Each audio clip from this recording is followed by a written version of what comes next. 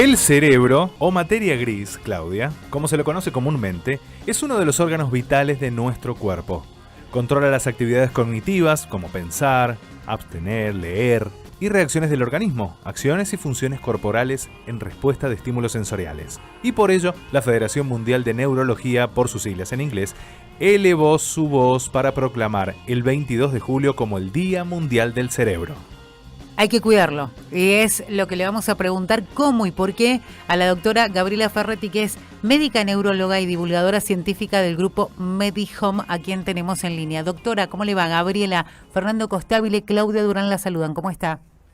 ¿Qué tal, Claudia? Fernando, buen día. Hola, ¿cómo le va? Buen día. Bueno, el objetivo es ese, ¿no? Que tomemos conciencia de la importancia de cuidarlo y del rol que tiene, la importancia que tiene el cerebro en nuestro diario vivir. Así es. Mira, el cerebro es nuestro rector absoluto de todo. Por él pasan no solo el control motor del movimiento, sino también la conexión con el mundo exterior a través de los sentidos, del oído, de la vista, del gusto, del tacto. Nos permite procesar todo esto que está pasando en el afuera. También nos conecta con las emociones y nos permite actuar. O sea, sí. Realmente el cerebro, antes se hablaba un poco como de la emoción que tenía que ver con el corazón y que el cerebro era como frío y calculador. Y la realidad es que quien hace toda la tarea integrativa es nuestro cerebro. Así que, por supuesto que tenemos que cuidarlo y darle una buena vida a nuestro cerebro, porque es lo que nos va a acompañar y es lo que nos va a permitir siempre estar en contacto con el mundo. Es como el cuerpo, digo, en general cuando uno piensa hay que hacer ejercicio físico porque nos mantiene en forma, saludables. Con el cerebro pasa lo mismo, digo esto porque en cosas que hemos ido leyendo, porque nos llaman la atención, por ejemplo, hace algún tiempo atrás leía que la tecnología nos juega en contra, ¿no? Porque si bien nos hace más fácil la vida, no nos deja que el cerebrito esté activado todo el tiempo en esto de, no sé, se me ocurre pensar, hacer cuentas, la búsqueda, leer más. Digamos que es un tema también la tecnología frente al cerebro, ¿no? Sí, a ver, es cierto, es muy cierto esto que vos decís, pero vos pensás que nuestro cerebro también ha permanecido a través de la cultura humana, donde en principio el hombre de Neandertal era un hombre básico, donde no tenía las comodidades que tenía, y se fueron agregando a través de la cultura nuevos cambios que tenían que ver con el confort, con la automatización. Sí. Y esto en realidad fue siempre un upgrade, fue un salto positivo para nuestro cerebro. Ahora bien, si nosotros seguimos utilizando las mismas, digamos, unas herramientas nuevas como es la tecnología, pero no hacemos algún cambio en nuestra vida respecto de lo que vamos a aprender o respecto de cómo nos vamos a manejar, probablemente sea un estancamiento. Pero es todo tan dinámico, es un sistema tan plástico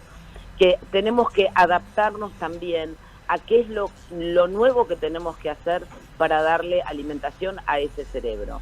Por un lado, todo lo que tenga que ver con la alimentación saludable. Sí. Probablemente en épocas más primitivas era todo natural. Eran verduras, frutas, pensá que los hombres primitivos eran recolectores. Claro. Entonces comían frutas, verduras, andá a hablarles de colesterol, ¿sí? A estos hombres primitivos. Bueno, hoy nuestro desafío es no a los alimentos procesados, no a las bebidas azucaradas, ¿sí? Todo lo que tiene que ver con los hábitos tóxicos, como el cigarrillo, como el alcohol, como las drogas de diseño. Fíjate cuántos nuevos desafíos tenemos que no tenemos que hacer respecto de ese otro hombre primitivo, que no tenía estos problemas que tenemos ahora, tenía otros, por supuesto que los diezmaba y les permitía vivir mucho menos años que nosotros. Después, el ejercicio físico no solo le hace bien a los músculos, sino también le hace bien a nuestro cerebro, porque activa y aumenta algunas sustancias como son las endorfinas, que nos permite estar de mejor ánimo, que nos permite además oxigenar mejor nuestro cerebro. Entonces son estos cambios de hábitos que nosotros, digamos, que tenemos que evitar todo lo que sean los hábitos tóxicos y siempre estar aprendiendo alguna cosa nueva. ¿Sí? Si nosotros, a ver, por ejemplo, vas al trabajo, entonces no vayas siempre por el mismo camino. Toma caminos alternativos. Claro. Porque eso va a ser un estímulo. Porque en vez de ver siempre las mismas casas, siempre el mismo camino, siempre la misma esquina, no, descubrí algo nuevo. Pensá, tenés que hacer un pequeño cálculo. A ver, no, son 2 cuadras para allá, no, ahora tengo que doblar. Claro. Estas cosas mínimas, Gabriela, y después, sí. perdón, se me ocurre, está buenísimo todo lo que nos está explicando acerca de cómo poder desarrollarlo, cómo poder cuidarlo, ¿no?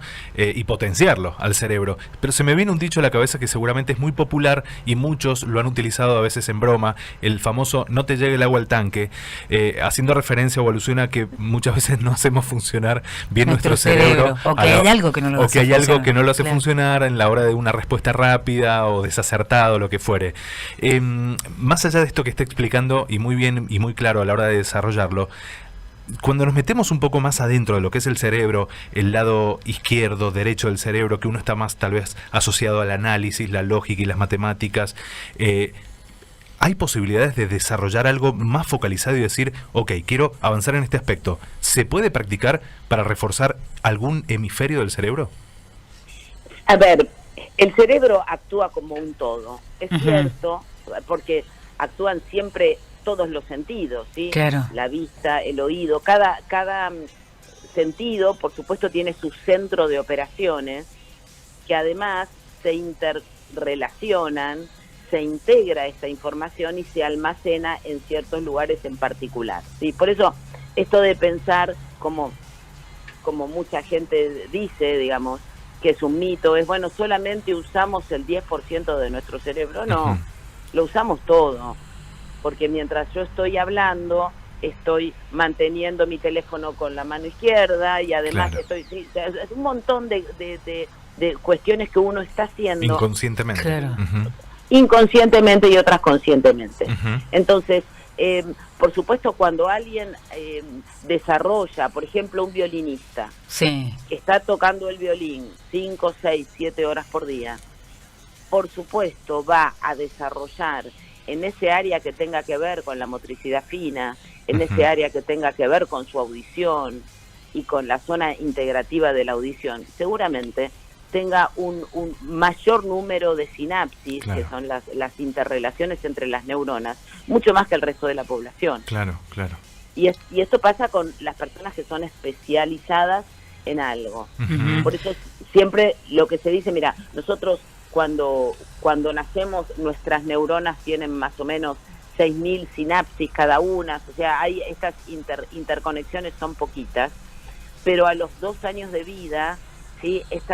Esta cantidad de interconexiones aumenta de manera estrepitosa, ¿sí? Por supuesto, después, bueno, hay algunas podas, pero la realidad es que lo que nosotros tenemos que lograr es que nuestras neuronas cada vez hagan más interconexiones, y eso lo van a hacer en función de la necesidad, porque si yo hago siempre lo mismo, con estas rutas que ya tengo de asociación, claro, me alcanzan. Tal cual. Ahora, si yo quiero atravesar el pastizal, no por el sendero, sino por el pastizal mismo, voy a tener que hacer un trabajo especial, ¿sí? Para machetear y para hacer ese mismo sendero, que seguramente la primera vez que lo pase no va a estar tan delimitado, claro, pero si yo todos los días paso por ese nuevo sendero que yo misma fabriqué, seguramente pase a ser nuevamente como una ruta donde yo puedo caminar mucho más tranquilamente. No sé si se entiende. Sí, por supuesto que se entiende, Gabriela. Una consulta un poco vinculada con esta realidad que hoy por hoy tenemos, y mucho se ha hablado de cómo ha afectado la pandemia, las restricciones, las medidas, en el estado de ánimo, en las personas, digo. Ha sido determinante la pandemia en un montón de aspectos. La pregunta es, Gabriela, teniendo en cuenta que obviamente hay estudios y el virus es algo nuevo que nos enseña todos los días algo especial, ¿se habla de las consecuencias del coronavirus, aquellos que han padecido la enfermedad, que tenga consecuencias serias, por ejemplo, en el cerebro? De eso, digo, ¿hay investigaciones que hayan ido por ese lado?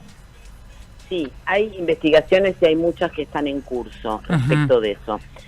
Por un lado están los pacientes, digamos, van a ser distintas según la gravedad del COVID que hayan tenido. Claro. Algunas consecuencias tienen que ver con lo físico, con la invasión directa del virus. Sí. La anosmia, la pérdida de olfato, Ujú. es una invasión del virus a nuestro sistema nervioso. Esto Sí, es claro. Lo que sí. pasa es que es leve, o sea, es muy molesto, y puede ser hasta peligroso perder el sentido del Claro. olfato, pero no deja de ser algo que no se relaciona con la muerte, ¿no? Por Ujú. supuesto que es banal.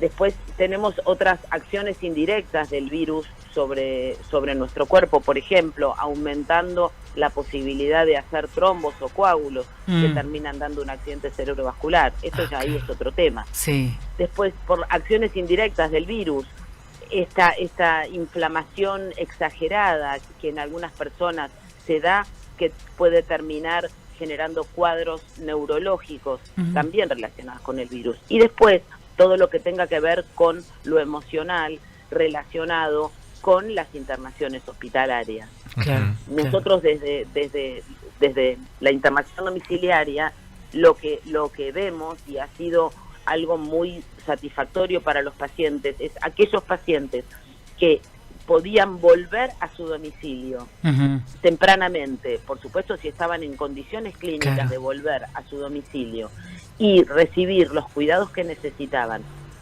en su casa, siendo por supuesto médicos, kinesiólogos, fonoaudiólogos, enfermeras, lo que ese paciente requiriera. El ánimo de esta gente que podía volver tempranamente a su casa y el impacto sobre su psiquismo y sobre su emoción realmente fue mucho menor que el permanecer internado. Tal cual. Mire, las cosas que uno empieza a entender, ¿no? Sí. A partir de esto, y ustedes como científicos, como especialistas, y nosotros de este lado como ciudadanos. Gabriela, muchísimas gracias por estos minutos. Nos encantaría poder hablar un rato más. Nos corre el tiempo, pero bueno, queríamos hablar con una especialista en este Día Mundial del Cerebro. Así es que muchas gracias.